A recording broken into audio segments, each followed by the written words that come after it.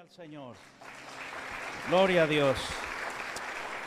Pueden ocupar sus asientos en esta tarde, hermanos. Y póngase muy cómodo porque hoy hay bendición hasta las 2 de la mañana, ¿eh? Gloria al Señor. ¿Cuántos han venido con hambre de la palabra del Señor? Pero ¿cuántos han venido con ganas de adorar a Dios? Usted no podrá predicar como el pastor Manolo Sierra, pero puede adorar a Dios con su corazón y con sus manos, ¿verdad? Así es que el Espíritu del Señor mora en cada uno de nosotros. Sea cada uno de ustedes bienvenidos en esta hora, en este lugar, hermanos. Sé que hemos esperado esta hora, este momento, con mucho interés. ¿Cuántos quieren dar un aplauso a Dios, pero con todo su corazón? Gloria a Dios, gloria al Señor, gloria al Señor, porque Él vive, es que estamos vivos. Glorias sean dadas a nuestro Dios, bendito sea el Señor, porque en su plan divino, hermanos, Él envió a su Hijo, nuestro Señor y Salvador, para morir en la cruz del Calvario. Así es de que yo sé que usted al final va a querer saludar al hermano Manolo, a su esposa, a su familia, al hermano Armando. Yo quisiera, hermano Armando, a usted lo presentamos muy poco, que se ponga de pie. Mire, y les voy a dar el chisme, ¿eh? ¿Saben ustedes quién es mi hermano Armando? El culpable de que todos los días a tiempo salgan todos los videos que usted y yo vemos, ¿eh? Muchos días, yo soy testigo en México y aquí. Son las 3 de la mañana y para que todo salga a tiempo, él todavía está en la computadora subiendo eso. Pero también al final usted podrá saludarlos a ellos, darles una palabra, tomarse una fotografía. Pero también, hermanos, me siento muy cómodo. Si quiere darle un aplauso a Dios por la vida del pastor Manolo Sierra, désela también muy fuerte. Glorias sean dadas a Dios. Ese aplauso es de gratitud a Dios y a Él por el esfuerzo, ¿verdad? No hay nadie como nuestro Dios. Somos la gente más privilegiada del planeta Tierra. Nuestro Dios nunca pierde, siempre gana. Todas las victorias son nuestras y todas las derrotas son para el otro, ¿verdad? Y dice la Biblia que mayor es el que está en nosotros que el que viene contra nosotros. Que lo intente, pero por un camino vendrá y por 7 huirán, dice la Biblia. Porque ha sido vencido en la cruz del Calvario por el nombre de nuestro Señor Jesucristo. Cierra tus ojos en esta tarde ahí donde estás, mi querido hermano. Aleluya. Quiero que le des gracias al Señor con tus propias palabras. Y le digas de todo corazón, gracias, Dios mío, por lo que has hecho en mi vida. Gracias, Señor, porque tú eres el que ha cambiado nuestra vida. Has limpiado y perdonado todos y cada uno de nuestros pecados. Y en esta tarde podemos estar aquí en tu presencia adorándote y alabándote, Señor Jesús. Si en esta tarde tú no conoces al Señor Jesús como tu Señor y Salvador personal,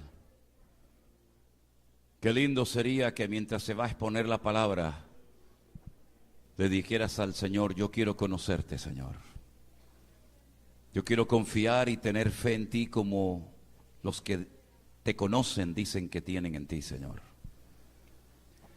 Deja que el Espíritu Santo aclare tus dudas, ponga tu vida en orden, llene tu corazón, para que cuando termine esta reunión, este culto, puedas salir por esas puertas con el gozo de la salvación. Aleluya. Señor, háblanos en esta tarde a través de tu hermosa y poderosa palabra. Gracias, Señor, porque siempre tú nos hablas a través de ella. Queremos pedirte que nuestros oídos estén abiertos, estemos atentos a lo que tú hoy, Padre Santo, nos quieras transmitir y enseñar. Gracias por esta reunión que estamos celebrando en tu nombre, Señor, donde sabemos que tú estás en medio nuestro. Recibe toda la gloria. Lo pedimos todo en el precioso nombre de Jesús. ¿Cuántos dicen amén? Amén. Gloria a Dios. Aleluya. Amén, hermanos. Pueden tomar asiento, por favor. Aleluya. Qué rica es el agua, ¿eh? A todo el mundo le gusta el agua.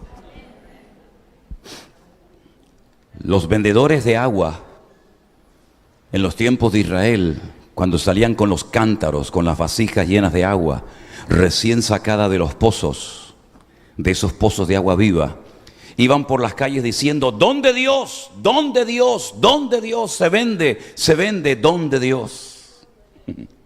Y la gente salía y les compraba agua, porque en aquellos tiempos no era tan fácil como hoy en día, ¿no? Que abres un grifo, una canilla, ¿no? Y sale el agua. En aquellos tiempos había que ir a buscarla, había que sacarla, extraerla de los pozos, pero había gente que se dedicaba a la venta ambulante de agua. Y en vez de ir por las calles diciendo: vendo agua, decían esa frase que les acabo de decir: ¿dónde Dios? ¿Dónde Dios? Una tarde calurosa, nuestro Señor Jesucristo se paró en el pozo de Jacob, en la ciudad de Samaria. Y vino una mujer de no muy buena reputación, que digamos, a sacar agua. Y dice la Escritura que el Señor Jesucristo le dijo, cansado del camino: dame algo de beber, dame agua. Y ella le dijo: ¿cómo tú, siendo hombre y además judío, me pides a mí, mujer samaritana, que te dé agua? Cuando tú sabes perfectamente que judíos y samaritanos no nos llevamos nada bien, ni nos dirigimos la palabra. Y el Señor Jesús le dijo: si tú supieras quién te pide agua, tú le pedirías a él agua viva. Pero si tú no tienes ni cómo sacarla. Y ahí empezó una conversación que le cambió la vida a esta mujer. Y él se definió como el don de Dios. Porque todos los que beban de ese agua volverán a tener sed. Y tú lo sabes perfectamente. Pero el que bebe del agua que yo ofrezco, nunca más volverá a tener sed. Señor, me parece que tú eres un profeta. Sabemos que tiene que venir el Mesías, pero no sabemos ni cuándo ni dónde. Y le dice: yo soy el que estoy hablando contigo. Vete a buscar a tu marido, dile que venga. Y la mujer le dice: Señor, yo no tengo marido. He tenido 5. Y el que ahora tengo no es mi marido. Dice: bien has dicho. Es verdad, tienes razón, que no tienes marido. Y ahí empezó una conversación que le cambió la vida a esta mujer. Y todo empezó con un simple: dame agua de beber, ¿verdad?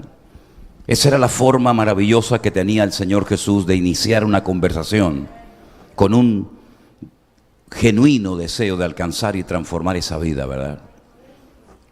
¿Cuánto hemos complicado el evangelio los cristianos, hermano?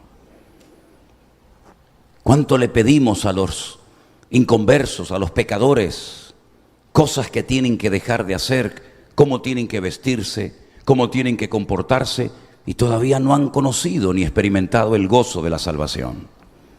Le decimos: quítese eso del cuello, eso no es de cristiano que usted lleve esa virgen o ese santo. Y usted no puede entrar con esos pantalones ni con esas pintas a la iglesia. Y antes de que la persona se comience a interesar por el evangelio, lo estamos vacunando contra el evangelio. Porque le damos una lista de prohibiciones: esto no se puede hacer, esto tampoco y esto tampoco, pero no le decimos lo que significa conocer el evangelio de nuestro Señor Jesucristo. Y creemos que somos nosotros, con nuestros sermones, con nuestras predicaciones y con nuestras exhortaciones públicas o privadas, las que van a cambiar a la gente. Y el único que puede cambiar las vidas es el Señor Jesús. Porque si lográramos cambiarlos por fuera, pero no por dentro, de nada sirve su cambio. Porque en el infierno habrá muchísimas personas que cambiaron externamente, pero no nacieron de nuevo. El infierno estará lleno de gente santurrona y religiosa. Gente incluso que tal vez llegaron hasta a predicar y a echar fuera demonios y a hacer milagros. ¿No dijo acaso el Señor: yo nunca os conocí, obradores de maldad? Pero Señor, ¿cómo nos dices eso? En tu nombre nosotros echamos fuera demonios, y en tu nombre hicimos esto, y en tu nombre. Sí, está bien, porque mi nombre tiene poder. Mi nombre tiene poder. El diablo lo reconoce, y el que usa mi nombre va a ver resultados. Pero no significa que esos resultados avalen tu conversión, porque no es lo que hacemos para el Señor, sino lo que Él ha hecho en nosotros lo que marca la diferencia. Y hay algunos que van engordando la lista de su currículum, ¿verdad? Diciéndole al Señor: he hecho esto, he hecho aquí, he estado por aquí, he estado por allá. Pero todo lo que has hecho, ¿quién te dijo que lo hicieras? ¿Qué es lo que te ha motivado? ¿Cuál ha sido el motor que ha puesto en funcionamiento tu vida? ¿Por qué predicaste lo que predicabas? ¿Por qué hacías lo que hacías? ¿Quién te mandó? ¿No sería mejor y ahorraríamos más tiempo y energías pidiéndole al Señor que nos revelara su voluntad? Y que nos dedicáramos en la vida única y exclusivamente a hacer la voluntad de Dios, y no hacer un montón de cosas y terminar agotados, y al final que el Señor nos diga: todo lo que has hecho, yo nunca te dije que lo hicieras. Esos tus planes, tu agenda, tus objetivos, tus sueños personales, pero nada de lo que has hecho coincidía con mi santa y perfecta voluntad. Y qué triste tiene que ser una persona que incluso llega a agotarse sirviendo supuestamente al Señor, pero resulta que a lo mejor, sin darse cuenta, se está sirviendo a sí mismo. Porque el Señor no nos ha llamado para servirnos de la gente, sino para servir a la gente. Y todo lo que hacemos, que el Señor nos libre de hacerlo para llamar nuestra atención, la atención de la gente hacia nuestra persona. Que pasemos lo más desapercibido posible, que la gente ni siquiera se dé cuenta de lo que hayamos hecho, pero que delante de Dios hayamos sido obreros aprobados, que no tenemos nada de lo cual avergonzarnos. Amén, hermanos. Así como los coches les mueve la gasolina que llevan en sus depósitos, a nosotros nos tiene que mover, por supuesto, por encima de cualquier otra cosa, el amor a nuestro Dios, el amor al prójimo, el amor a la obra de Dios. Pero todo eso lo pone en funcionamiento un elemento del cual quiero hablar en esta noche, y se encuentra en la carta, quien la haya escrito, a los Hebreos, en el capítulo 11. La carta a los Hebreos es una carta muy profunda, que para poder entenderla uno tiene que tener un mínimo de conocimiento de las Sagradas Escrituras del Antiguo Testamento. Ahí se habla de sacrificios, de altares, de sacerdotes, de ofrendas. Ahí se habla del tabernáculo, de todo el mobiliario que había dentro de aquel edificio, de aquella carpa. Y si uno no está familiarizado con toda la terminología y con todo lo que sucedía en el Antiguo Testamento, difícilmente vas a poder disfrutar de esta carta, que fue escrita a hebreos, a judíos, a personas que tenían un altísimo conocimiento, por lo menos en la teoría, de lo que llamamos vulgarmente el Antiguo Testamento. Pero en medio de todos los temas que toca, el autor de esta carta se detiene en el capítulo 11 y da una definición que todavía hasta a estas alturas nadie se había atrevido a dar acerca de lo que es la fe. En el versículo 1 dice que la fe es la certeza de lo que se espera, la convicción de lo que no se ve. Luego, por medio de la fe, nosotros podemos incluso llamar las cosas que no son como si ya fuesen. La fe no necesita ver, ni tocar, ni sentir, sino simplemente creer. Simplemente creer. La fe no está basada en la emoción. La fe no está basada en la experiencia.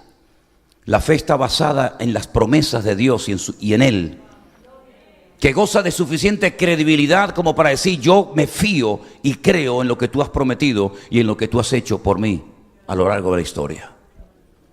La fe es el elemento indispensable para poder agradarle y para poder servirle. No es una propuesta, no es una sugerencia, sino es una orden. Tened fe en Dios. Es un imperativo. No lo vamos a poner a votación para ver si sale aprobado el tema de la fe o no, sino es una orden que el Señor nos da. Tened fe en Dios. Fe en Dios, no fe en la fe. Que es lo que a muchos cristianos, sin darse cuenta, es lo que tienen. Tienen un nivel de fe y creen que con esa fe, teniendo fe en su fe, valga la redundancia, pueden obtener todo cuanto pidan y todo cuanto anhelen y deseen tener en la vida. Y por eso hay creyentes que se enojan con Dios, se enfadan con Dios y a veces hasta se separan del Señor y del servicio al Señor, porque resulta que creían que la fe era una especie de llave maestra que todo lo abre, que todo lo obtiene, una especie de varita mágica, ¿no? Que todo lo que pido, todo lo que declaro, todo lo que ordeno, Dios tiene que estar a mi servicio 24 horas al día. Y por eso algunos no entienden que estaba mal depositada la fe. No estoy hablando de una fe natural que todo ser humano en cierto sentido tiene. No estoy hablando de tener fe en mi fe ni en mi experiencia, sino fe en un Dios que no veo, pero que a través de una experiencia personal yo puedo llegar a conocerle como mi Dios y como mi Salvador personal. Y esto no tiene nada que ver con la circunstancia, ni tiene que ver nada con la iglesia a la cual pertenezco. Esto tiene que ver con una relación personal con Dios. Asunto de trascendental importancia que no nos enseñaron cuando éramos pequeños. Cuando éramos pequeños nos enseñaron una religión, con una serie de principios, con una serie de normas, con unos libros que se iban renovando de tiempo en tiempo, que se llamaba el catecismo. Y ahí estaban lo que ellos decían que eran los verdaderos mandamientos, y los sacramentos, y las oraciones, y las liturgias, y los días, y los santos, y las vírgenes. Y más o menos, unos más que menos, nos aprendimos todo aquello y creíamos que con esa religión estábamos agradando y honrando y sirviendo a Dios. Pero después de años de absoluta ignorancia, de total desconocimiento de la verdad, cuando cayó en nuestras manos la palabra de Dios, nos dimos cuenta de que muchas cosas que leíamos y practicábamos y llegamos a creer del catecismo no coincidían en lo más mínimo con la palabra de Dios. Y por ahí entonces algunos, para defender esos libros escritos por los hombres, llegaron a decir que las Biblias de los cristianos evangélicos estaban amañadas, manipuladas. Hasta el punto llegaron a decir, incluso predicaron desde sus púlpitos y desde sus parroquias y desde sus diócesis, que nosotros los cristianos evangélicos habíamos tenido la desfachatez de quitarle 7 libros a la Biblia. Cuando es todo lo contrario, mis queridos hermanos. Nosotros jamás le hemos quitado ni añadido nada a la Biblia. Fue en el siglo XVI en Italia, en el famoso Concilio de Trento, donde un papa decidió unilateralmente meterle 7 libros más a la Biblia que nunca había tenido la palabra de Dios. Y ahí añadieron la famosa historia de aquella heroína del pueblo de Israel llamada Judith. Y la historia de aquellos jóvenes llamados los macabeos, un seudónimo, un nombre que les pusieron, no se llamaban los macabeos. Lo que pasa es que la palabra macabeo viene del hebreo macab, que significa martillos.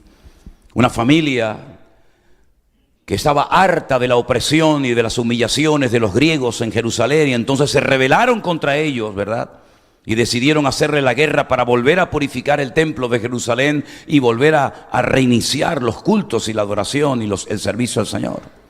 Y añadieron el libro de sabiduría y el libro de Tobías, etcétera, etcétera, hasta un total de 7. Así que no es que hayamos quitado cosas a la Biblia, sino más bien que en ese concilio de Trento, en el siglo XVI, le añadieron 7 libros más. Por eso la Biblia católica tiene 72 libros y la Biblia de cualquiera tiene 66. Ellos tienen su propia versión, la llaman Nácar Colunga, que por cierto es muy buena. La versión Nácar Colunga, las Biblias de los católicos están muy bien traducidas.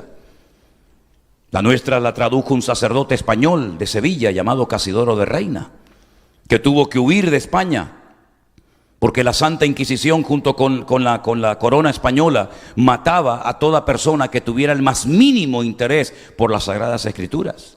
Y tuvo que huir a Suiza y posteriormente a Alemania, hasta que finalmente pudo traducir por primera vez en la historia de las lenguas originales, el griego y el hebreo, la palabra de Dios en el castellano antiguo. el castellano de Cervantes, el del Quijote. Y así comenzó una auténtica revolución espiritual en aquel momento, en aquella nación, ¿verdad?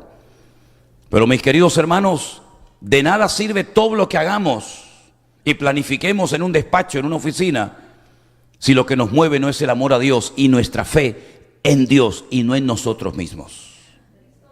Dice la Biblia que sin fe es totalmente imposible agradar a Dios. Usted puede dar todos los diezmos que quiera, usted puede hablar en lenguas, usted puede hacer lo que quiera, la lista sería interminable. Sin fe es imposible agradar a Dios. Y he conocido cristianos que están más interesados en agradar a su pastor que en agradar a Dios. Y he conocido a cristianos que tienen casi más fe en el hombre que en su propio Dios. Hasta el punto que saben que a lo mejor lo que se está enseñando en esa congregación, en ese púlpito, no es 100% bíblico, pero como es el ungido del Señor, y como es el pastor y lo amamos tanto y lleva tantos años con nosotros, decimos amén y le permitimos que haga y diga lo que quiera, aunque en lo más profundo del corazón algunos saben que lo que se está enseñando hace tiempo en esa denominación, en esa iglesia, no es 100% bíblico. Y tan culpable es el que enseña una falsa doctrina como el que la acepta diciendo amén y acatándola sin filtrarla a la luz de la palabra del Señor. A mí me llama muchísimo siempre la atención el tema de la fe, algo tan importante, un mundo tan variado y tan amplio, que cuando usted estudia el tema de la fe va a ver que se menciona desde 3 puntos de vista diferentes. Dice la Biblia que por gracia sois salvos por medio de la fe, y esto no de vosotros, pues es don de Dios. La fe como medio para obtener la salvación. Pero luego más adelante, cuando el apóstol Pablo empieza a poner la base y la doctrina de lo que llamamos el cristianismo, la iglesia, resulta que en 1 de Corintios capítulo 12, él le dice a los hermanos que hay, por lo menos en esa lista, 9 dones, 9 carismas, 9 manifestaciones diferentes del Espíritu Santo en la vida de una iglesia. Y menciona el don de la palabra de sabiduría, el don de ciencia, el hablar en lenguas, el interpretar, etcétera, etcétera. Y dice, y también el don de fe. Luego es el medio para obtener la salvación, pero también en un momento puntual es una fe especial que Dios le inyecta a la iglesia para apropiarse de ciertas y determinadas cosas que con la fe cotidiana seríamos incapaces de alcanzar. Pero también cuando le escribe la carta a los Gálatas en el capítulo 5 de su epístola, los versos 22 y 23 dice, mas el fruto del Espíritu es amor, gozo, paz, paciencia, benignidad, fe, mansedumbre, templanza. Contra tales cosas no hay ley. Y vuelve a mencionar nuevamente la fe, ahora como parte del fruto del Espíritu Santo en nosotros. Y en 1 de Corintios 12 como uno de los dones del Espíritu Santo. Es un tema tan variado, tan interesante que al Señor, cuando lo vemos caminando por las calles de Israel hace 2000 años, había ciertas y determinadas cosas que, entre comillas, le llamaban la atención y Él se detenía y se las compartía a sus discípulos. Como por ejemplo aquel centurión que tenía un criado enfermo y llega y le ruega al Señor, pero antes de pedirle, antes de abrirle su corazón y decirle lo que él realmente ha venido a pedir, le dice, Señor, permíteme decirte, como si no lo supiera, que yo soy un hombre de autoridad, yo soy un centurión romano, yo tengo a muchos soldados bajo mis órdenes. Y yo le digo a un soldado, ven para acá, y viene inmediatamente, no cuestiona la orden. O le digo a otro, coge esto y llévalo para allá, y lo hace porque ellos respetan la autoridad. Yo tengo autoridad, pero tengo una autoridad limitada. Tengo una autoridad sobre hombres, sobre personas, sobre soldados, pero no sobre espíritus malignos, no sobre enfermedades. Pero tú sí tienes esa autoridad, Señor. Y yo solamente lo único que te pido es que des la orden, así como yo doy órdenes y se ejecutan. Yo quiero que tú des la orden para que esa enfermedad que está atormentando, que tiene enfermo a mi siervo, desaparezca ahora mismo, instantáneamente. Así que lo único que te pido es que di la palabra y mi criado sanará. Y el Señor, antes de dar la orden, le dice a sus discípulos: ¿estáis oyendo? ¿Estáis escuchando lo que este hombre está diciendo? Este hombre ha descubierto, si me permiten, un secreto. Él ha descubierto el poder de la autoridad que yo tengo y lo ha asociado con el poder de la palabra. Y en todo Israel no he encontrado a nadie que tenga este concepto tan claro.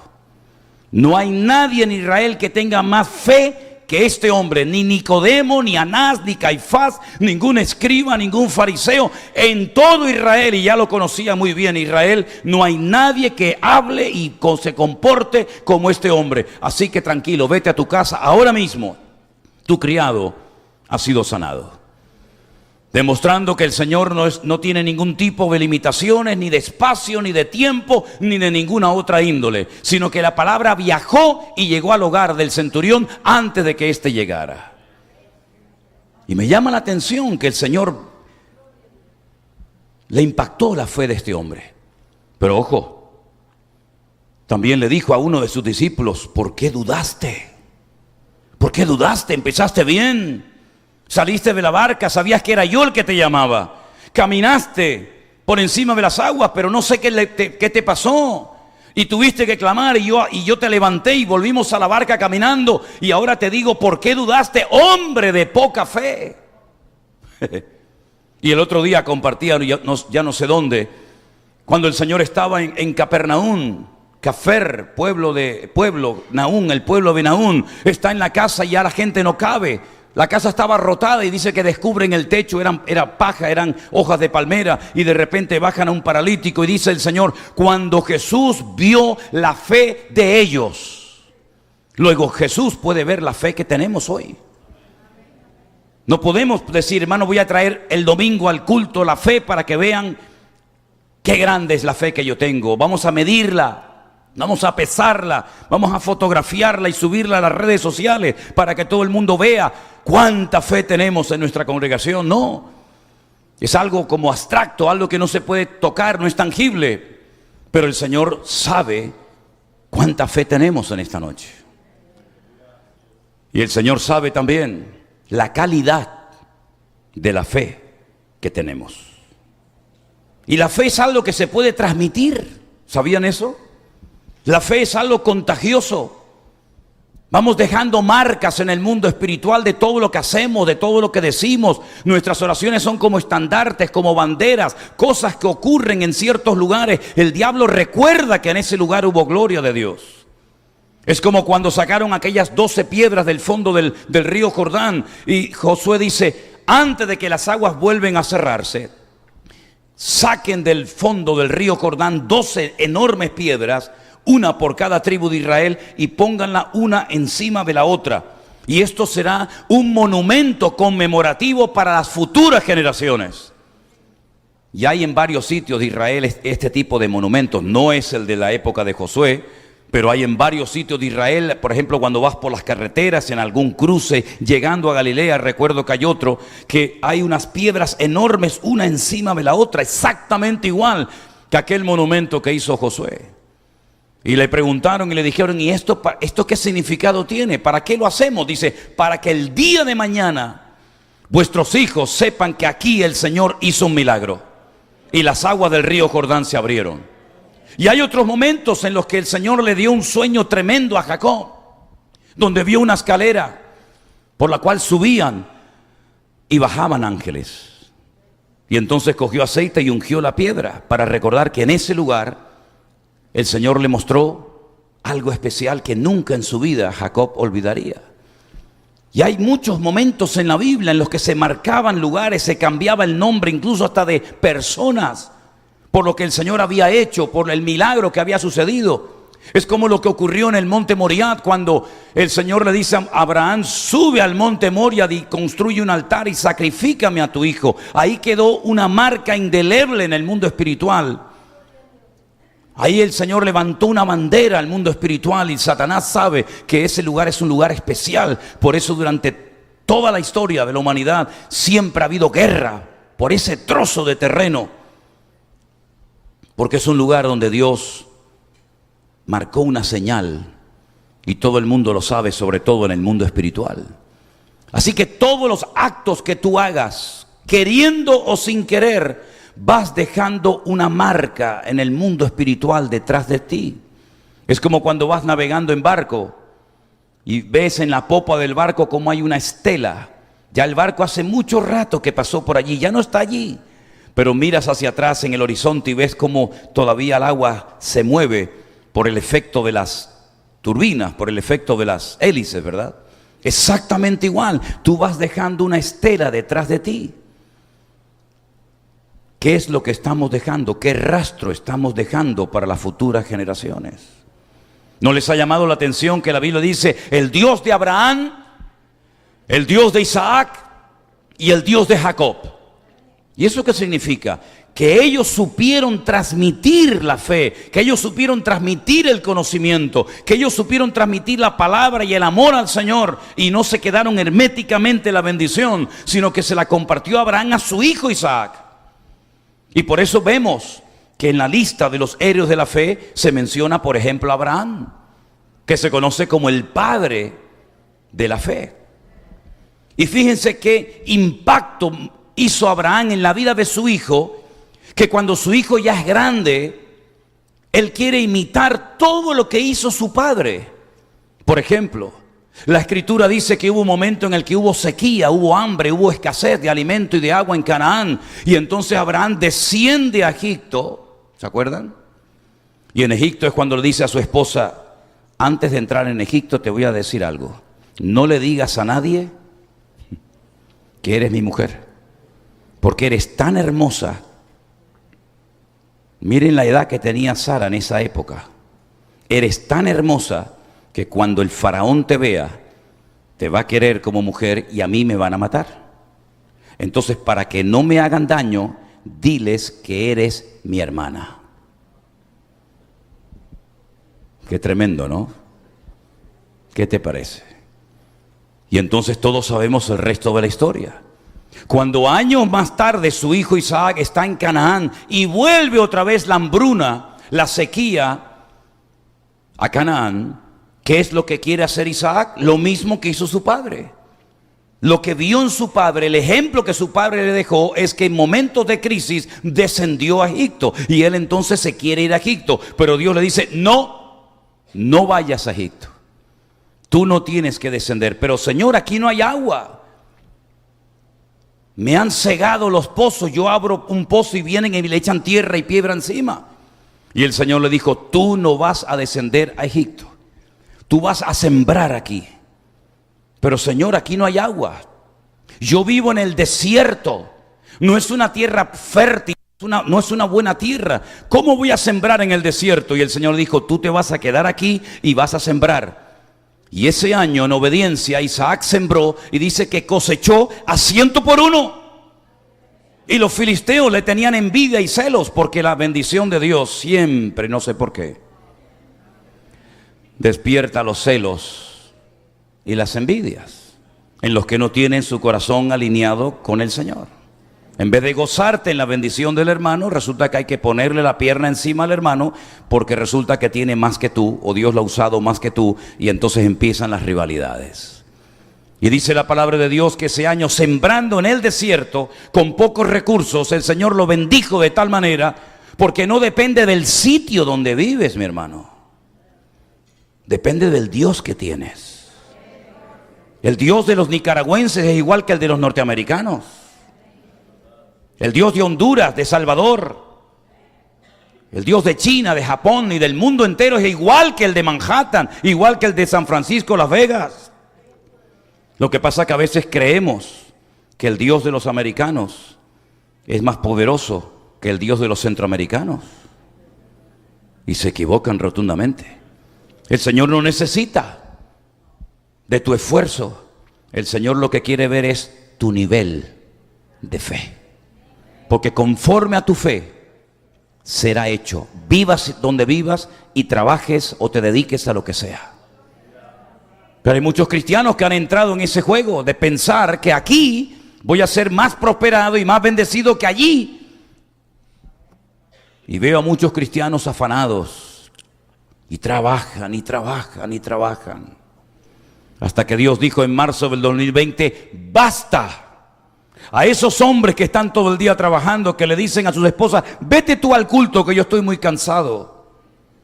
No tengo tiempo para ir a la iglesia y escuchar predicaciones y orar y participar en la iglesia. Por eso, de un tiempo a esta parte, el Señor está haciendo algo tremendo. No sé si ustedes se han dado cuenta.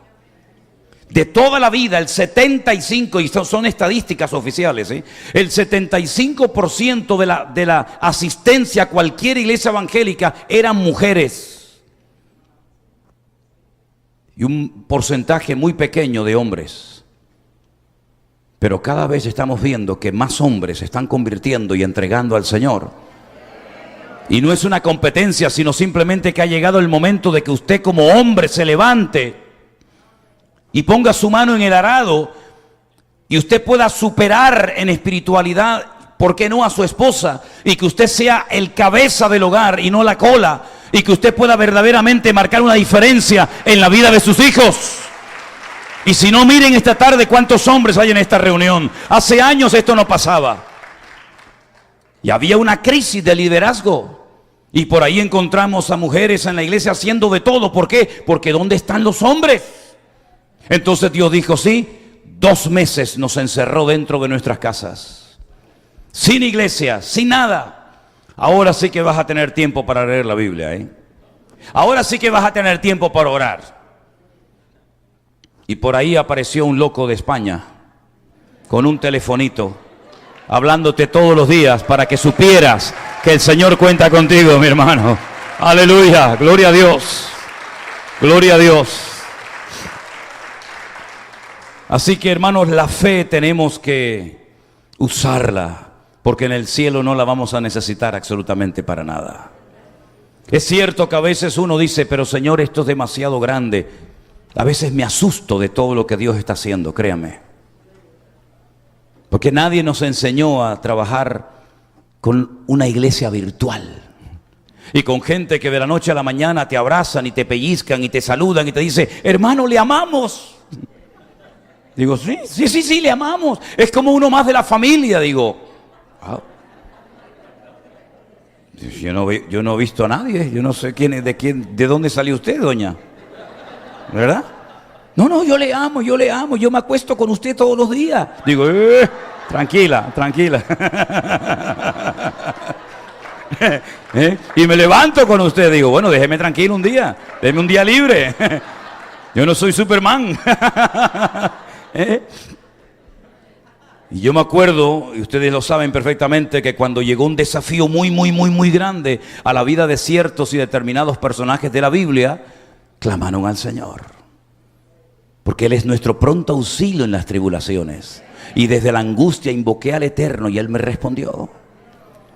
Y por ahí estoy pensando en una mujer llamada Miriam o María, como lo dice el Nuevo Testamento en la Reina Valera. Una mujer jovencita, como se casaban y se siguen casando las judías en Israel, muy jovencitas, ¿verdad? Ya estaba comprometida con su marido, también de la misma tribu de Judá, y de repente se le presenta en su casa nada más y nada menos que el arcángel Gabriel. El arcángel Gabriel no se le aparecía a cualquiera para decirle, hola, ¿qué tal? ¿Cómo estás? Sino es el arcángel que trae mensajes trascendentales a las vidas de las naciones o de los pueblos o de las personas. Se le apareció a Daniel en Babilonia. Y ahora se le presenta a esta joven y le dice, bueno, la Reina Valera dice, salve. Salve, muy favorecida, bendita tú entre las mujeres. Y ella se turbó, dice, ¿por qué me saluda este ángel a mí así? Oye, hablando de todo un poco, ¿os habéis dado cuenta que cuando Gabriel se presentó a Daniel se cayó al suelo como muerto, temblando de miedo? Y cuando se le presenta a María, María ni se inmuta. Es que las mujeres, es increíble, ¿eh? Es que, hermana, yo no sé lo que llevan ustedes dentro, pero María dice, hola, ¿qué tal, Gabriel? ¿Cómo estás? Y el otro, ¡pum!, se cayó al suelo, ¿no? Temblando, perdí la fuerza. Bueno, vengo a decirte que eres el instrumento escogido por el eterno Dios para la salvación de Israel y de las naciones de la tierra. He aquí darás a luz un hijo y llamarás su nombre Jesús. Él salvará a su pueblo de sus pecados. El Señor Dios le dará el trono de David su padre y reinará sobre la casa de Jacob para siempre y su reino no tendrá fin. Y María dice, muy interesante el tema. Pero una pregunta, ¿y cómo se va a hacer todo esto? Porque veo que el plan ya está perfectamente trazado y diseñado, pero ¿cómo? Y le dice el ángel Gabriel, lo que es imposible para los hombres es posible para Dios. El Espíritu Santo vendrá sobre ti y te cubrirá. Y entonces dijo, he aquí la sierva, la esclava del Señor. Ahora vete tú a tu padre, a tu madre, a tus primos, a tus amigos, tus vecinos. Vete tú a tu futuro marido y dile que te has quedado embarazada así, sin hacer nada, por un milagro del Señor.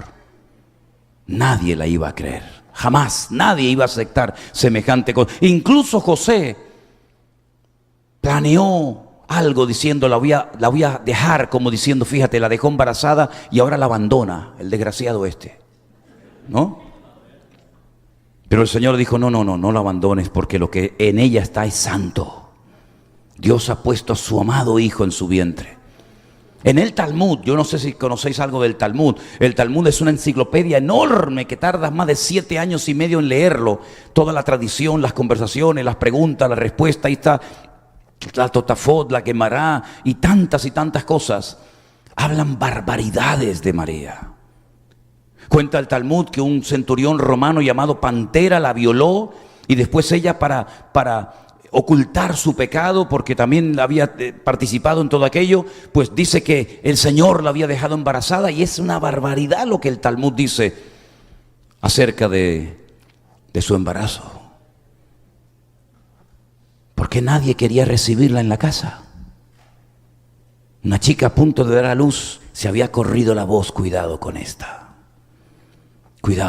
esta mosquita muerta, ¿sí? Nadie quería tener contacto con una joven que había perdido su virginidad antes del matrimonio, ¿verdad? Nadie quería saber nada con eso. Vete allí a parir con los animales, pero aquí en casa tú no eres digna de entrar. Es increíble. Y cuando tienen al niño se tienen que ir al extranjero durante 2 años. Pero no se preocupen por nada, porque el Señor mandó a magos de Oriente con una fortuna en oro, en incienso y en mirra, para que puedan ir a Egipto, donde no van a ser muy bien recibidos ni amados, porque ustedes destrozaron a Egipto, sus antepasados, destrozaron el país hace cientos de años, y ahora van allí a buscar trabajo. Nadie te va a dar trabajo a ti, ¿verdad? Pero el Señor lo tenía todo planeado. El Espíritu Santo hizo una obra tremenda, cosa que el hombre todavía hasta el día de hoy cuestiona, se burla y se ríe y no lo acepta. Exactamente igual le pasó a aquel jovencito que ni siquiera llegaba a la edad de poder enrolarse en el ejército del rey Saúl. Cuando va con aquella comida, ¿verdad? Y previamente se la da al rey y a sus hermanos. Y dice, pero ¿qué pasa? Hay un ambiente aquí de negatividad, hay un pesimismo. ¿Qué les pasa? Están vuestros rostros pálidos. Y le dicen, es que un gigante llamado Goliat lleva 40 días amenazándonos. Está pidiendo un hombre, nos está proponiendo un nuevo sistema, ¿verdad? De enfrentarnos unos a los otros. No vamos a ir 1000 contra 1000 o 10.000 contra 10.000, sino 1 contra 1, y el que gane, gana la batalla y se lleva el botín. Y me imagino David frotándose las manos, dijo, uy, qué fácil está esto, ¿no? Fantástico, 1 contra 1, gloria a Dios, ¿qué problema hay? Dice, pero es que este hombre mide 3 metros de altura, es un profesional de la guerra, es el Rambo de los filisteos. Y el rey está muerto de miedo en la tienda de campaña y le dice, no se preocupen, quiero hablar con el rey inmediatamente. Lo llevan a la tienda de campaña del rey Saúl y le dicen, este muchacho quiere hablar con usted, señor. ¿Qué quieres? No se preocupe, oh señor rey mío, yo voy a ir a pelear contra el gigante Goliat. Pero ¿cómo vas a ir tú a pelear contra el gigante Goliat? Enano, que no tienes un armamento. Mira, coja mi armadura y se la ponen. Cojan mi casco, mi jabalina, toda la coraza, pónganselo a él. Y dice que lo armaron con las vestiduras de Saúl y dice que probó a andar y era incapaz de moverse. Y le dice, es que yo no sé moverme con esto. Si no te sirve a ti la barbadura, rey, ¿me va a servir a mí? ¿Por qué no te la pones tú? Yo me voy solo, con mis piedritas en el bolsillo, pero llevo un secreto. El Dios que me ha librado de las garras del oso y del león es el Dios que me va a librar de este gigante, y hoy todo Israel sabrá que nuestro Dios es el Dios vivo y poderoso. Le voy a cortar la cabeza y las aves del cielo comerán sus carnes, porque Él viene contra mí con espada, con lanza y jabalina, pero yo voy contra Él en el nombre de mi Dios, el nombre del Dios de Abraham, de Isaac y de Jacob. Y hoy sabrá Israel que nuestro Dios es el Dios verdadero. ¿Cuántos dicen amén? No tengan miedo de los desafíos. Desafíos vendrán y Dios busca valientes. Dios busca valientes. Qué linda la historia de Abraham, sí, pero vívela tú. Vívela tú. Sal de los Estados Unidos. Deja tu casa, tu coche, tu trabajo y sal. Y le dice, ¿y a dónde? Dice, ya te lo diré. Pero es que si salgo de mi casa, mi padre me va a desheredar, mi familia se va a reír de mí, me va a decir, pero ¿qué Dios es ese que te llama y no te dice ni a dónde te lleva? Bueno, es lo que Dios me ha dicho, sal de tu tierra y de tu parentela, la tierra que yo te mostraré. Y salió sin saber a dónde iba, pero en esa aventura de fe, en ese caminar por el desierto, en esas largas caminatas, ¿verdad? En esas vigilias mirando esos cielos estrellados del desierto, por cierto, espectaculares.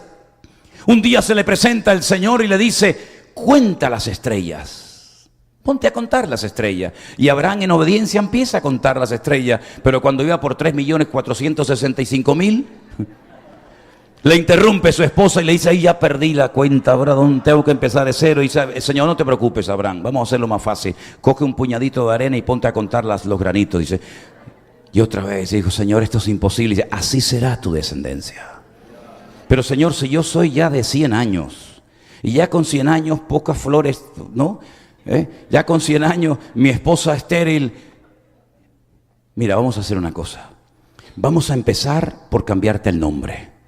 Los astrólogos de Babilonia, donde tú vivías, cuando los niños nacían, los colgaban en brazos, salían a una noche estrellada, miraban las estrellas y supuestamente interpretaban las constelaciones, los símbolos del zodíaco, y le asignaban a un nombre y ya lo marcaban de por vida. Y a ti el nombre que te pusieron no coincide con el plan que yo tengo para tu vida. A ti te pusieron padre enaltecido, nada más lejos de la realidad. Yo quiero que seas Abraham, padre de pueblos, de naciones, de multitudes de personas. Y entonces va a su esposa y le dice, a partir de hoy me vas a llamar Abraham. Y la mujer se le echa a reír. Y le dice, ¿por qué te tengo que llamar así? Dice, porque vamos a ser padres. Y la mujer se mató de la risa. Y el Señor le dice, ¿por qué se rió tu esposa? Pregúntale por qué se rió. Y le dice, Sara, ¿por qué te has reído? Y dice, no, yo no me reí de eso, tú sí te has reído. Vas a tener un hijo y vamos a demostrar si verdaderamente las promesas de Dios se cumplen, sí o no. Pero pasaron 30 años, sí, 30 años, y el niño no venía. Y entonces un día su esposa viene y le hace una propuesta y le dice, mira, yo no sé si interpretamos mal la voluntad de Dios, pero aquí esto no funciona, hijo. Yo tengo una criada que nos la regaló el faraón cuando nos fuimos de Egipto. Uy, qué curioso, te fuiste de Egipto, pero Egipto se te metió en la casa. Ten relaciones con ella y a lo mejor por ahí viene la bendición. Y el viejo, sin pensarlo 2 veces, dijo, lo que tú quieras, cariño. Y al poco tiempo quedó embarazada Agar. Y nació un hijo que se llamó Ismael, y Abraham estaba contentísimo con el hijo. Por fin se cumplió la promesa, pero ahora le viene el jarro de agua fría encima. El Señor le dice, coge al niño y a la madre y échalos fuera. ¿Que los eche fuera? Sí, dales un cántaro de agua y lánzalos al desierto. Señor, en el desierto del Negev hay 50 grados a la sombra. Si yo mando a mi hijo con su madre, Agar, al desierto, los estoy condenando a la muerte. Y el Señor le dijo, yo cuidaré de él. Y fue la primera vez que un ángel se le presenta a una mujer en la Biblia y le dice, será un Pere Adam, un salvaje hombre, no un hombre salvaje, sino un salvaje hombre. Todos contra él y él contra todos. Por su espada vivirá y 10 naciones saldrán de sus lomos. Y ahí nacieron las naciones árabes, que son ricas y prósperas. Y tú dices, ¿qué tiene esta gente? Arena por todos los lados. Pero ponen de rodillas al mundo cuando les dé la gana, porque tienen el petróleo. Ay, amigo. Y ahora subimos el barril y ahora lo bajamos y ahora producimos mucho y ahora producimos poco. Ahí está la descendencia de Abraham. Y entonces Abraham dice, pero ahora no tengo hijo. Dice, es que ese fue el hijo en la carne. En la carne tú y yo somos capaces de hacer muchas cosas y puede ser que funcionen, pero en la carne no nos movemos en el Señor, sino en fe y en obediencia. Y cuando nació Isaac, que significa Él te hará reír. Cuando ya por fin Abraham ha entendido que el plan de Dios no pasaba ni por Agar ni por Ismael, sino por Isaac, su heredero, el Señor le dice, en él serán benditas todas las naciones de la tierra. Y ahí está Abraham contentísimo con su hijo, pero una mañana Dios le vuelve a hablar y le dice, Abraham, tengo una noticia que darte. Abraham conocía perfectamente la voz de Dios. Él sabía cuál era la voz de Dios de otras voces. Y le dijo, habla, Señor, dime, ¿qué quieres que haga? Y dice, coge a tu hijo, a tu único hijo, al que amas, a Isaac. Fíjate la cantidad de datos que le da. Coge a tu hijo, tu único hijo, tu primogénito, al que amas, a Isaac, para que no quede duda, ¿será el otro? No, es este. Y vete a lo alto del monte Moriah y sacrifica sobre un altar. Otro jarro de agua fría encima. Ahora que lo tengo, ahora me lo pides. Y ahí camina el viejo Abraham 72 horas desde Beersheba, el sur del desierto del Negev, hasta el monte Moriah en Jerusalén. Y cuando llegan a un lugar con sus criados, con sus siervos, con sus animales, les dice, espérennos aquí, ustedes quédense aquí.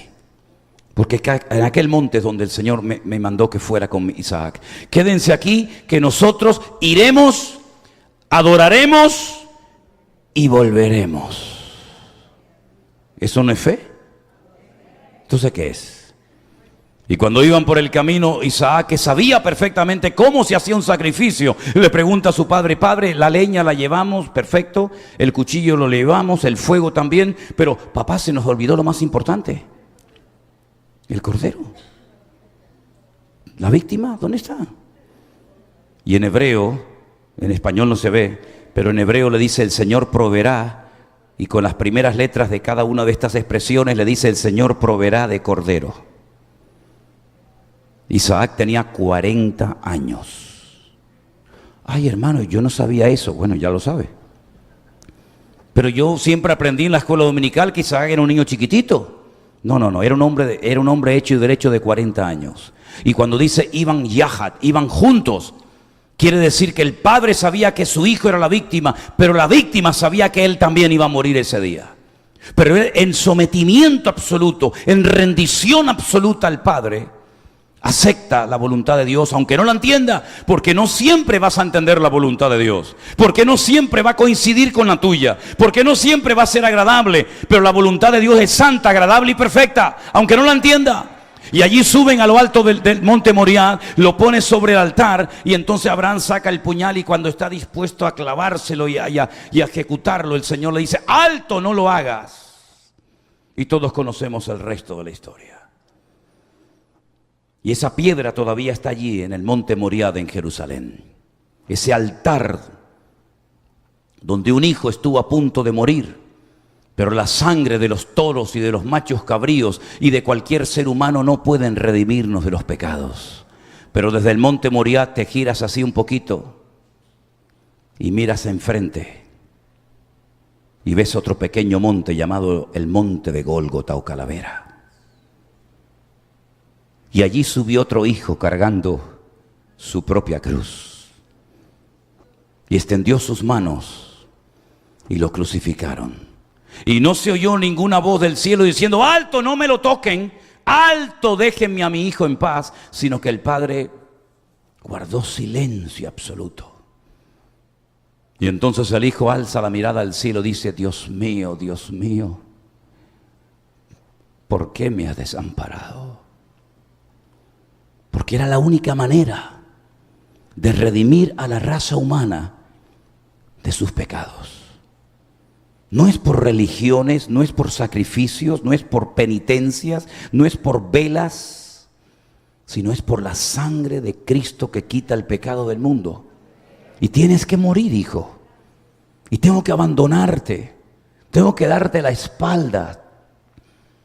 Porque todo el pecado de la raza humana, desde Caín, desde Abel, desde Adán y Eva, te lo he puesto sobre tus hombros. Y yo soy santo y no puedo tener comunión contigo en este momento, hijo. Entonces el hijo le dice: Padre, en tus manos encomiendo mi espíritu.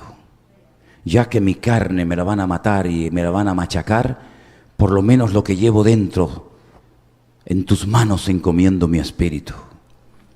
Y al tercer día, el Padre, recibiendo el sacrificio de su amado Hijo Jesús, lo levanta de entre los muertos y asombra al mundo, demostrando que la ofrenda fue aceptada. Demostrando que aunque tuvo que morir conforme a las Escrituras, también conforme a las Escrituras, el Padre envía nuevamente la vida, el Espíritu a su Hijo y lo resucita de la tumba.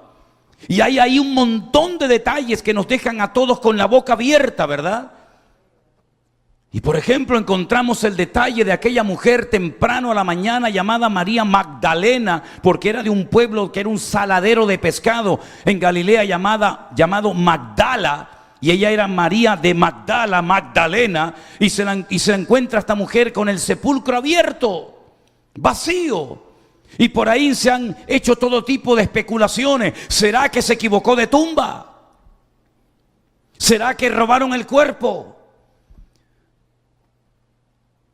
Y entonces alguien le dice: María, no busques entre los muertos al que vive, porque acaba de resucitar. Y de repente oye María, y cuando se da la vuelta dice: Señor mío. Y cuando lo va a tocar le dice: no me toques, porque ni siquiera aún he subido a la presencia de mi Padre. Pero vete y dile a mis discípulos que yo vivo, que he resucitado. Habían puesto 16 soldados romanos en la puerta del sepulcro, armados hasta los dientes, para que ninguno de sus seguidores se acercara al sepulcro. Habían puesto un precinto romano que cualquiera que lo quebrantara sería reo de muerte. Habían puesto una piedra de casi 4.500, 5.000 kilos de peso, rodando así herméticamente para que no se pudiera nunca más volver a abrir. Todo fue inútil. Y como siempre he dicho y se los recuerdo, la piedra no se quitó, no se rodó para que pudiera salir el Señor, ¿verdad? No. La piedra no se rodó, no se quitó para que el Señor pudiera salir, sino se rodó para que tú pudieras entrar a ver que no está dentro. Porque la tumba está vacía hasta el día de hoy. Apláudele fuerte al Señor, aleluya. Porque Él vive y ha resucitado de entre los muertos y está aquí en esta noche. Y a su nombre, gloria al que vive, aleluya. Y entonces va María Magdalena a la casa donde están reunidos, probablemente la misma casa donde el Señor partió el pan y el vino días atrás. Probablemente la misma casa donde fueron llenos del Espíritu Santo en el día de Pentecostés. Y entra corriendo, dice: lo he visto, he hablado con Él, está vivo. Y entonces salen corriendo dos. No sé por qué no fueron corriendo los demás. Solamente dos. Pedro salió corriendo, Juan salió corriendo. Juan dice que llegó primero al sepulcro, pero no se atrevió a entrar. Pero Pedro, ya saben cómo es. Entró, y el Evangelio según San Juan dice: entró, vio y creyó. Entró, lo entiendo. Vio, más o menos. Pero lo de creer no lo entiendo, o no lo entendía. ¿Qué fue lo que vio para decir ahora creo?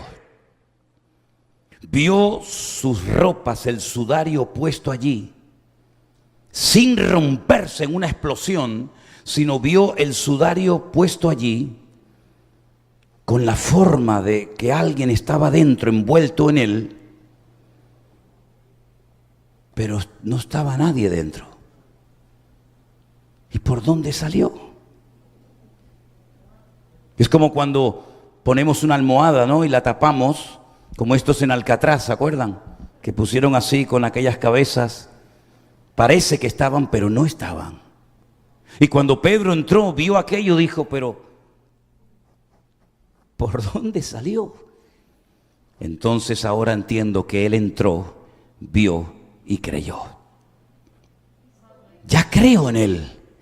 Sí, pero tú ya no eres uno de ellos. ¿O es que acaso te has olvidado que hace 3 días dijiste públicamente, yo no le conozco, yo no sé quién es? ¿De qué sirve ahora que digas que crees? Tú te desconectaste, tú apostataste de la fe en el Señor.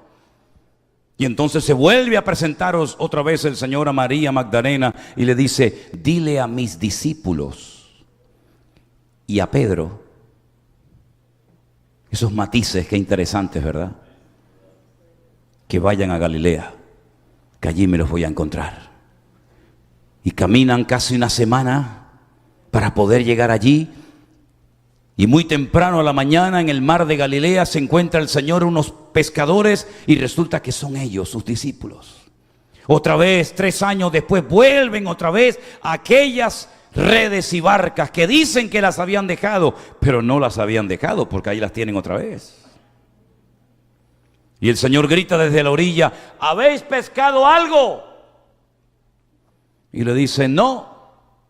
Toda la noche hemos intentado pescar y no hemos pescado nada. ¿Toda la noche? Sí, toda la noche. Qué curioso, ¿no? Hace unos días atrás les pedí que oraran conmigo un ratito y se quedaron dormidos.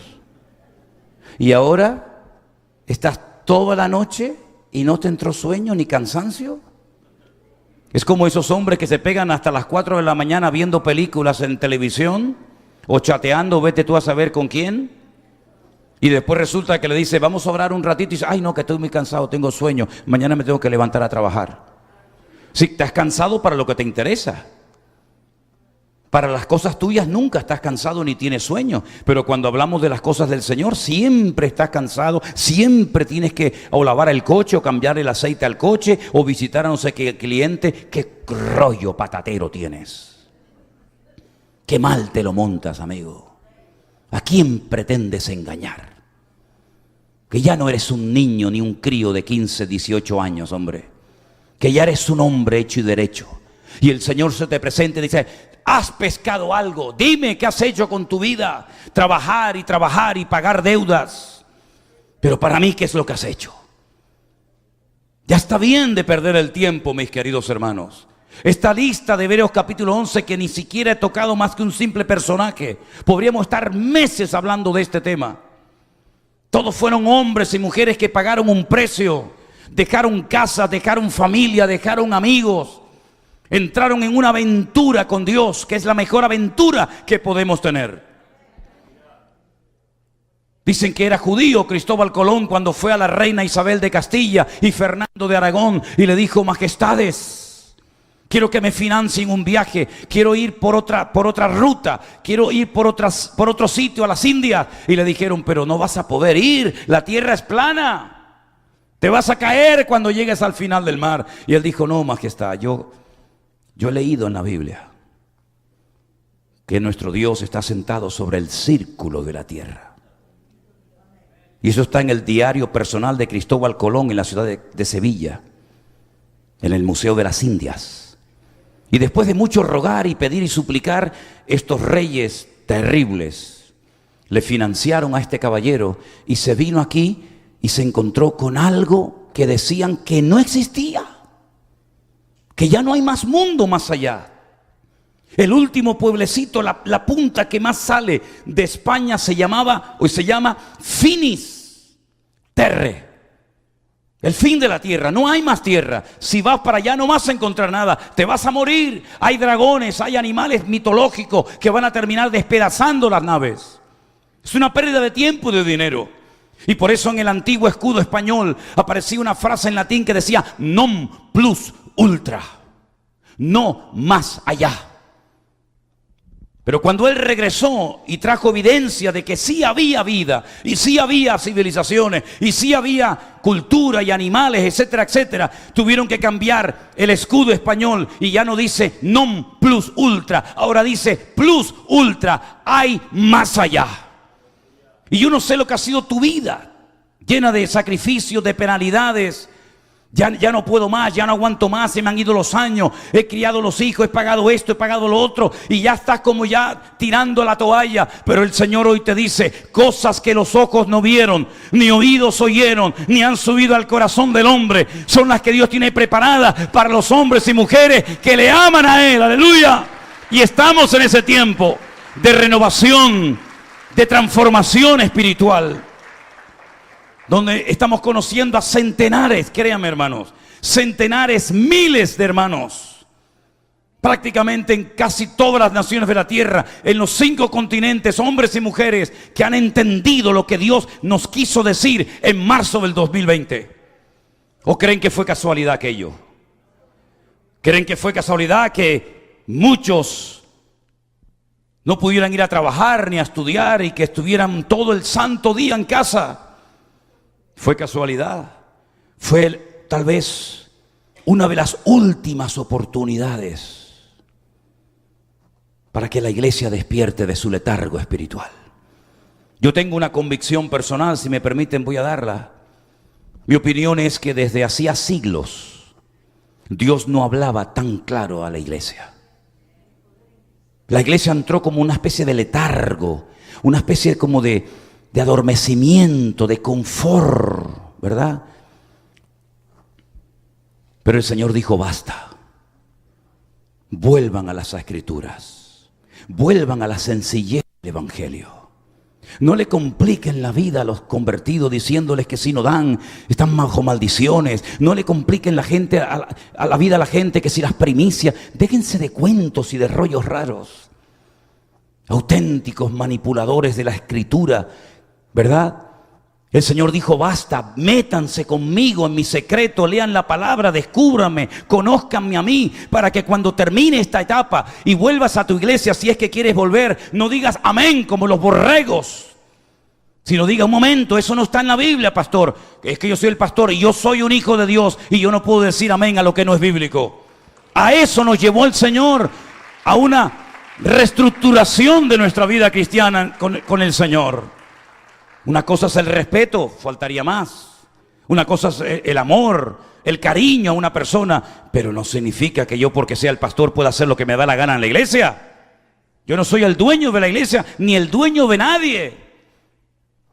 Nuestro dueño es el Señor. De hecho, cada vez que usted dice la palabra Señor significa amo, dueño. Pues ¿cómo llamamos al Señor Señor si luego no hacemos su voluntad? Así que mis queridos hermanos, les invito a que cierren sus ojos en este momento. Créanme, minutos antes de subirme aquí estaba tan cansado que yo digo, Dios mío, qué terrible es predicar cansado. Pero si les confieso que ahora sería capaz de predicar 8 horas, de verdad se lo digo. Pero miren, lo importante es que lo que hemos oído en esta tarde lo pongamos en práctica. ¿Cómo está su fe, mi hermano? ¿Cómo está su fe, hermana? ¿Tiene bien claro su comunión y su relación con el Señor?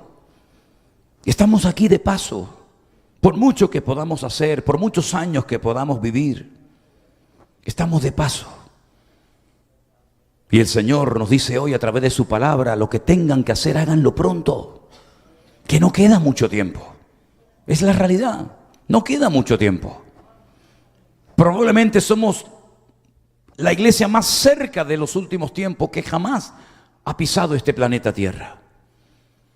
Por eso, si tú en esta tarde todavía no le has entregado tu vida a Jesús, ¿qué esperas? ¿Qué más necesitas ver? ¿Qué más necesitas ver? La misericordia que Dios ha tenido con nosotros ha sido infinita. ¿Saben cuántos han quedado por el camino? ¿Sabes cuántos han muerto?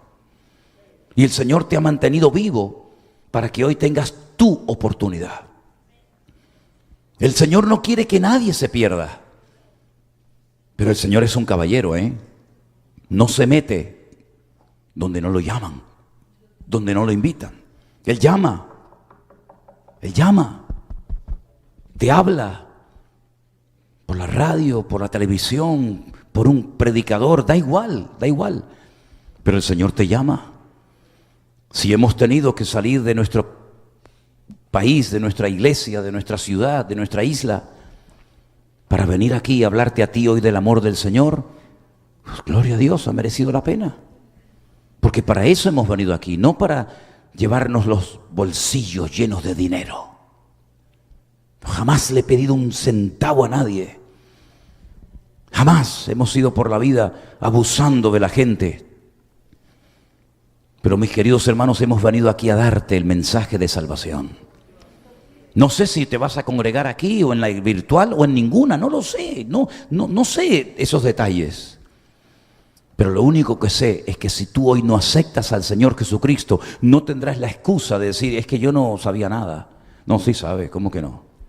Sí sabe, lo que pasa es que no te interesó. Por eso quiero hacer una pregunta mientras todos mantenemos pues nuestros ojos cerrados. ¿Hay alguien aquí en esta tarde que le quiere entregar su vida? Tal vez por primera vez. Aquel que murió en la cruz por ti y resucitó al tercer día. Si hay alguien aquí entre nosotros que le quieres entregar tu vida al Señor Jesús, ahora es el momento idóneo para hacerlo.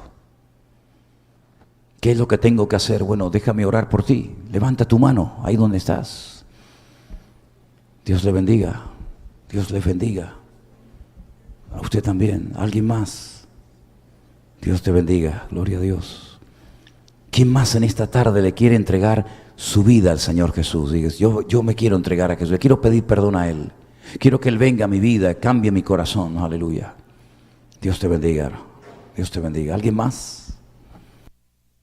Dios te bendiga, amigo. Dios te bendiga a usted también. Voy a pedirles tal vez a los músicos si nos pueden ayudar en esta tarde, ¿verdad? A los que levantaron su mano, ¿me permiten orar por ustedes aquí delante de la plataforma? ¿Sí? Vengan un momentito delante, por favor, no tengan ningún reparo en hacerlo. Venga aquí delante, por favor. Aleluya, gloria a Dios. Gloria al Señor Jesús. Venga adelante. Gracias, Señor Jesús. Gracias, oh Dios. La Biblia dice que cuando un hombre, una mujer, una persona confiesa públicamente al Señor Jesús delante de los demás, en la otra vida, cuando estemos delante de su altar, Él nos confesará delante del Padre. Es así. Pero si alguien se avergüenza de mí en la tierra, dijo el Señor, yo también me avergonzaré de ti en la otra vida.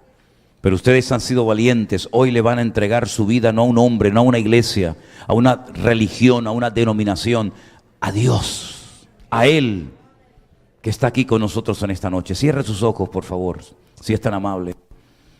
Y quiero guiarle en una sencilla oración que usted la puede repetir en alta voz, pero hágala desde lo más profundo de su ser, porque el Señor nos está escuchando y viendo en este momento. Diga conmigo, Señor Jesús, te doy muchas gracias por haber muerto en la cruz por mí. Quiero pedirte perdón, Señor, por todos los pecados que cometí a lo largo de mi vida. Me arrepiento, Señor, de haber pecado contra ti. Pero yo sé, Señor Jesús, que tú moriste por mí en la cruz. Y por eso te pido perdón. Límpiame, Señor, con tu sangre. Públicamente, yo confieso que el Señor Jesucristo, el Hijo de Dios, a partir de hoy, será mi Señor y mi Salvador todos los días de mi vida. Me rindo a ti y te pido todo esto en el nombre de Jesús mi Señor. Amén y amén. Déjeme orar por ustedes y pido a todos los hermanos aquí presentes que oremos por estas vidas, por estas personas que en esta noche han sentido en su corazón el deseo de pasar al frente y rendirle públicamente sus vidas al Señor. Padre, en el nombre de Jesús de Nazaret, nuestro Señor y Salvador, te quiero dar gracias por estas almas que hoy han pasado de muerte a vida. Gracias porque sus nombres, según tu palabra, han sido inscritos en el libro de la vida, porque ahora son tus hijos, ahora forman parte de tu familia, Señor Jesús. Señor, guárdales, cuídales, bendíceles, que puedan crecer, que puedan madurar y conocerte y servirte cada día mejor en tu reino y en tu obra. Gracias, amado Dios del cielo, porque la sangre de Cristo tiene poder, aleluya. Y tú rompes toda cadena, toda atadura, toda ligadura espiritual hoy de estas vidas. Ya no son parte del mundo de las tinieblas, ahora son hijos del Rey de Reyes y Señor de los Señores. Ahora tu Espíritu Santo está en ellos y tú los vas a bendecir cada día. Bendícelos, Señor, en el nombre de Jesús, en el nombre de Jesús. A ti la gloria y la honra. Amén, amén, amén y amén. Aleluya. Cantemos.